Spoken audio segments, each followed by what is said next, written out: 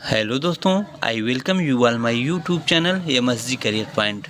दोस्तों, जैसा कि आप जानते हैं, इसमें हम यूपी पीजीटी इंग्लिश को पढ़ रहे हैं और अमेरिकन राइटर को हम पढ़ चुके हैं। इस समय हम इंडियन राइटर पढ़ रहे हैं, जिसमें मुल्कराज आनंद हम पहले ही पढ़ चुके हैं। तो चलिए आज हम पढ़ेंगे नज़ीम इज़ैकिल, जो कि इंडियन राइटर थे, बड़े ही पॉपुलर राइटर हुए, और इनके बारे में इनके प्रमुख फैक्ट को देखेंगे। तो चलिए स्टार्ट करते हैं आज की अपनी क्लास। दोस्तों, अगर आपने अभी तक हमारे चैनल को सब्सक्राइब नहीं किया है तो सब्सक्राइब कर लें, और अभी तक और वीडियो को जो हम पढ़ा चुके हैं उसको नहीं देखे हैं तो प्लेलिस्ट में जाके उसको देख लें, पढ़ सकते हैं आप। चलिए आज स्टार्ट करते हैं। नज़ीम इज़ैकिल, इनका लाइफ स्पैन क्या था? 1924 टू 2004, 1924 से लेकर 1904 तक इनका जीवन काल रहा। Nissim Ezekiel was a Jewish Indian poet actor, जो कि एक जेविश यहूदी भारतीय कवि थे, एक्टर थे, प्लेराइट भी थे, एडिटर भी थे एंड आर्ट क्रिटिक भी थे। तो actor, playwright, editor, art critic के साथ साथ मशहूर पोएट भी थे। और आगे, his family migrated to India from Israel, उनका परिवार जो है इज़राइल से इंडिया आया था। इज़राइल से माइग्रेट होकर उनकी फैमिली इंडिया आई थी। He was a fundamental figure in post colonial India's literary history, specially for the Indian writing in English. उन्हें माना जाता है वो फंडामेंटल फिगर थे पोस्ट कॉलोनियल्स इंडियाज लिटरेरी हिस्ट्री में, एक फंडामेंटल फिगर के रूप में जाने जाते हैं। और he got Sahitya Akademi award in 1983 for his poetry collection Latter day Psalms. दोस्तों, यह बहुत ही इम्पोर्टेंट फैक्ट है। उनको 1983 में साहित्य अकादमी अवार्ड मिला। किस लिए मिला? एक पोइटिक कलेक्शन था उनका, लेटर डे शाम के लिए मिला था। याद रखेंगे, लेटर डे शाम के लिए उनको साहित्य अकादमी अवार्ड मिला था। कब मिला था? 1983 में। Ezekiel belong to Mumbai Marathi speaking Jewish, उनका संबंध कहाँ से था? मुंबई से था, जो कि एक मराठी स्पीकिंग जेविश कम्युनिटी से आते थे, known as the Bene Israel, जिनको बेनी इज़राइल कहा जाता था। तो क्वेश्चन बन सकता है, who called Bene Israel? Nissim Ezekiel called Bene Israel. क्यों? Because he was belong to Mumbai's Marathi speaking Jewish community, है ना। तो चलिए अगले फैक्ट की तरफ बढ़ते हैं। Ezekiel's first book the bad day, इसको याद कर लें। पहली बुक उनकी द बैड डे थी, जो 1925 में आई। Published another volume of the poem the deadly man's in 1960। और उनका और दूसरा पोएटिक वॉल्यूम किस नाम से पब्लिश हुआ? द डेडली मैंस इन 1960, 1960 में डेडली मैन के नाम से उनका दूसरा पोएटिक वॉल्यूम पब्लिश हुआ था। He co-founded the literary month जम्पो in 1961। 1961 में उन्होंने एक लिटरेरी मंथली जम्पो ये पत्रिका का संपादन भी किया। को संस्थापक माने जाते हैं जम्पो के। He became art critic of the Names of India 1964 to 66। उन्हें द नेम्स ऑफ इंडिया के क्रिटिक के रूप में जाना जाता है। एंड एडिटेड पोएट्री इंडिया नाम से इनका एक एडिशनल मैगजीन भी रहा, इनका एडिशन किया था, संपादन किया था 1966 से 67 के बीच में। और द एग्जैक्ट नेम बड़ा ही पॉपुलर कलेक्शन है। The exact name his fifth book of poetry के 5वीं बुक है द एग्जैक्ट नेम, पब्लिश हुई थी 1965 में। 1965 में उनका द एग्जैक्ट नेम 5वीं पोइट्री बुक नाम से पब्लिश हुआ था। नेक्स्ट फैक्ट की तरफ देखते हैं। 1969 his the dam play publish हुई। द डैम प्ले कब पब्लिश हुई? 1969, 1969 में द डैम प्लेस पब्लिश हुआ। He translated the poetry of Jawaharlal Nehru from English to Marathi 1976 में उन्होंने पंडित जवाहरलाल नेहरू को की इंग्लिश को मराठी में ट्रांसलेट किया था, फ्रॉम इंग्लिश टू मराठी। ठीक है, इंग्लिश से मराठी में ट्रांसलेट किया था। इन कोलैबोरेशन विद वृंदा नाबर, और किसके कोलैबोरेशन में? वृंदा नाबर के कोलैबोरेशन ने नजीम इज़ाकिल ने पंडित जवाहरलाल नेहरू के इंग्लिश पोएम को मराठी में 1976 में ट्रांसलेट किया था। चलिए आगे बढ़ते हैं। His poem The Night of Scorpion is used as a study material in Indian Columbian School। उनका एक बड़ा ही मशहूर पोएम रहा the nights of Indian scorpion, nights of scorpion, है ना। यह study material in Indian Colombian school, Indian Colombian school में उनका आया। He translated the poetry of Jawaharlal Nehru from English to Marathi in 1976 in collaboration with the Vrinda Nabar। देखिए, नजीम इज़ाकिल ने पंडित जवाहरलाल नेहरू के poetry को इंग्लिश से मराठी में 1976 में ट्रांसलेट किया, और किसके कोलैबोरेशन में? वृंदा नाबर के कोलैबोरेशन में ट्रांसलेट किया था, वृंदा नाबर, याद रखेंगे नेम को। एंड को edited a fiction and poetry anthology, और एक फिक्शन तथा पोइट्री एंथोलॉजी को भी ट्रांसलेट किया, इन्हीं के वृंदा नाबर के ही कोलैबोरेशन में। नेक्स्ट फैक्ट है, his poem the nights of the scorpion is use as study material in Indian and Colombian school. उनका जो नाइट ऑफ स्कॉर्पियन पोएम था, कोलंबियन स्कूल में, मीन्स कोलंबिया के स्कूल में एक स्टडी मटेरियल के रूप में भी स्टडी किया जाता है, पढ़ा जाता है। कोलंबिया में भी उनके पोएम को पढ़ा जाता है ना। एक भारतीय स्टडी के रूप में, मटेरियल के रूप में कोलंबिया में पढ़ा जाता है। बहुत गर्व की बात है एक भारतीय के लिए। He was honoured with Padmashri award in 1988। 1988 में उनको पद्मश्री अवार्ड सम्मानित किया गया।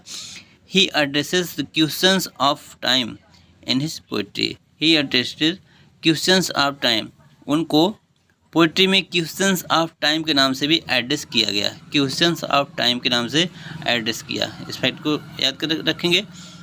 आगे बढ़ते हैं।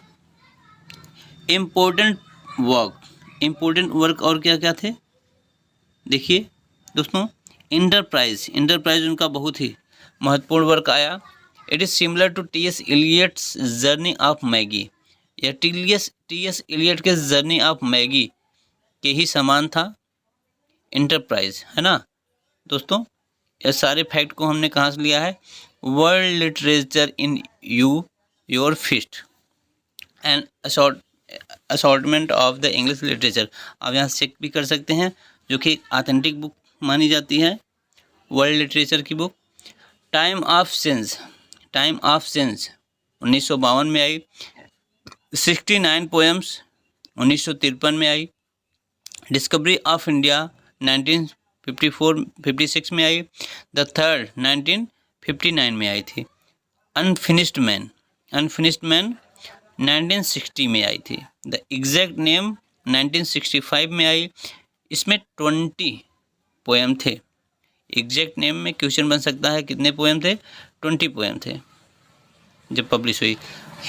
Hymn of darkness, the patriot, latter day psalms, how the English lesson ended, the railway clerk, good bye party for miss Pushpa T.S..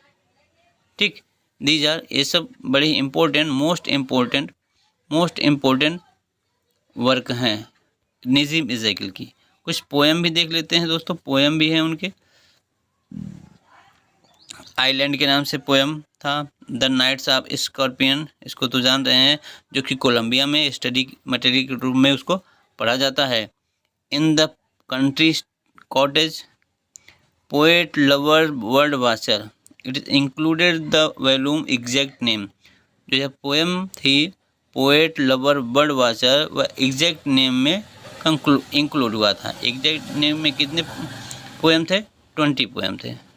चलिए देखिए, The title is reminiscence of Shakespeare's lunatic The Lovers, the poet in his A Midsummer Night Dream। जो poet lovers bird watcher title है दोस्तों, वो Shakespeare के एक बड़ा ही मशहूर कोटेशन था। The lunatic the lover the poet in his, किसमें यह कोटेशन है? Midsummer dream night. और ड्यूक थेसियस की ये लाइन है, ड्यूक थेसियस की ये लाइन है मिडसमर नाइट ड्रीम में। वहाँ से इन्होंने poet lover bird watcher title लिया था, जिसकी ओपनिंग लाइन क्या है? To force the pace and never be stills in not the way of those who study bird and और women the best poet wait forward. कहने का मतलब, जो पोएट होता है उस शब्दों को इंतज़ार करता है, शब्द को तलाश कर यूज़ करता है, चुनकर यूज करता है, बहुत जल्दबाजी नहीं करता। पेस में होना, जल्दबाजी में होना एक कवि का गुण नहीं है ना, कवि का गुण नहीं है। बर्ड वाचर एंड वुमेन के समान है वो लोग। पोएट तो वह होता है जो अपने शब्दों के लिए वेट करता है, इंतज़ार करता है। अच्छे शब्द जब मिल जाता है पोएट को, तभी वो यूज करता है अपने कविता में। चलिए दोस्तों आगे बढ़ते हैं। प्लेज बाय इज़ेकिल, प्ले भी लिखे इज़ेकिल ने। Nalini a comedy in 3 act, Nalini उनका वर्क है, प्ले है, 3 एक्ट में आया। Marriage poem 1 act tragic play, जिसको याद रखें। मैरिज पोएम क्या है? 1 एक्ट का एक ट्रेजिक कॉमेडी है। नलनी 3 एक्ट की कॉमेडी है। Sleep walker and Indo American फर्स, स्लीप वॉकर क्या है? एक इंडो अमेरिकन फर्स है, याद रखेंगे। नलनी क्या है? कॉमेडी इन 3 एक्ट में है। मैरिज क्या है? 1 एक्ट में ट्रेजिक कॉमेडी है। स्लीप वॉकर इंडो अमेरिकन फर्स है। फर्स क्या होता है? कॉमिक प्ले होता है जिसमें हंसी आती है। अब चलिए देख लेते हैं कुछ नाइट ऑफ स्कॉर्पियन के बारे में, इसमें क्या था। This poem of Ezekiel is included in AQA anthology. देखिए दोस्तों, जो नाइट ऑफ स्कॉर्पियन थी वह AQA नामक एंथोलॉजी में इंक्लूडेड था। AQA नामक एंथोलॉजी में इंक्लूड हुआ। It start in a house at night where it is raining and scorpion in order to take some shelter comes to the house. यह उस समय की घटना बताई जाती है इसमें कि बरसात हो रहा था, रात के समय बरसात हो रहा था। एक स्कॉर्पियन जो भिक्षुक होता है वो शेल्टर शरण के लिए, बरसात से बचने के लिए घर में आ जाती है। और फिर क्या होता है? This poem is about how a scorpion stung the poets mother. दिखाया गया कैसे वह स्कॉर्पियन भिक्षु पोएट की मदर को डंक मार देता है, डस लेता है। And how he escaped and mother's love for her children, और किस तरीके से वो भाग जाता है। Mother's love for her children, और एक माँ का बच्चे के प्रति प्यार को दिखाया गया है कि माँ को भिक्षु काट लेता है। भिक्षु के काटने के बावजूद माँ कहती है शुक्र है कि हमारे बच्चों को इसने नहीं काटा, है ना। तो और कुछ फैक्ट देखते हैं। Speakers watches helplessly while his mother was stung by the scorpion. Speaker जो है हेल्पलेसली सहायता करने के लिए वहाँ पर रहता है जब भिक्षु को स्कॉर्पियन उसकी माँ को काटता है। The speaker's father was septic and rationalist. Speaker के फादर कैसे थे? बड़े सेप्टिक थे। सेप्टिक मतलब संदेहवादी थे। Rationalist means argumentative. Try to save his wife by pouring a little paraffin. तो पिता ने क्या किया? अपनी वाइफ को बचाने के लिए पैराफिन का छिड़काव। पैराफिन एक आयल होता है, आयल को लगाया paraffin. And upon the bitten toe and put a match. देखिए कहाँ पे लगाया? टिप टोज पे, जहाँ पर उस स्कॉर्पियन ने काटा था वहाँ पर पैराफिन नामक आयल लगा दिया पिताजी ने।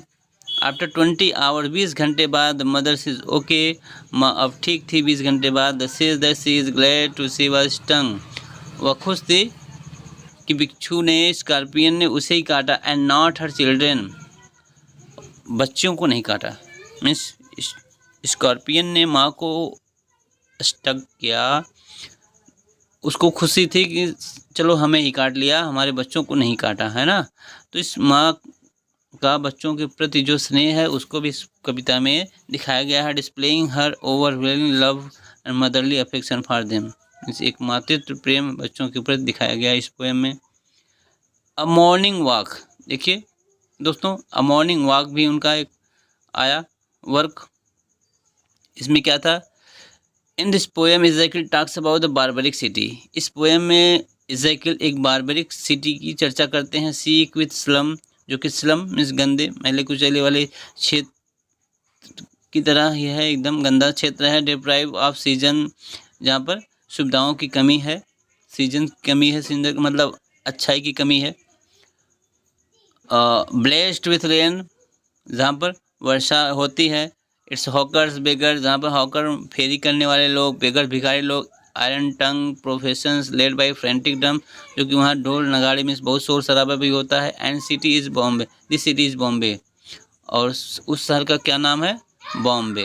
बॉम्बे को उन्होंने एक स्लम एरिया बताया उस समय, जो कि झुग्गी झोपड़ियों में लोग रहा करते थे, उसको स्लम एरिया उन्होंने कहा है ना। चलिए अगला फैक्ट देखते हैं। और इसी पोएम की एक बहुत ही मशहूर लाइन है, नहीं इंटरप्राइजेज की दोस्तों, इंटरप्राइजेज की एक मशहूर लाइन है, फेमस लाइन क्या है, home is a place where have to gather grace. कहा घर वह होता है जहाँ पर सब बड़ी ग्रेस के साथ रहते हैं, बड़ी प्रेम के साथ रहा जाता है ना, इकट्ठा होते हैं ग्रेस के साथ, किसी ग्रेस के साथ इकट्ठा रहते हैं। इस लाइन को याद रखेंगे, बड़ा इंपॉर्टेंट लाइन है। Home is place where we have to gather grace, इसकी पोएम में है, इंटरप्राइज में है, इंटरप्राइज में। तो चलिए दोस्तों, इसी के साथ आज हम वीडियो को यहीं ख़त्म करते हैं, समाप्त करते हैं। आई होप नज़ीम इज़ेकिएल से जुड़ी हुई कुछ महत्वपूर्ण जानकारियाँ आप तक ज़रूर पहुँची होंगी। तो चलिए मिलते हैं अगले वीडियो में, तब तक के लिए बाय बाय, टेक केयर।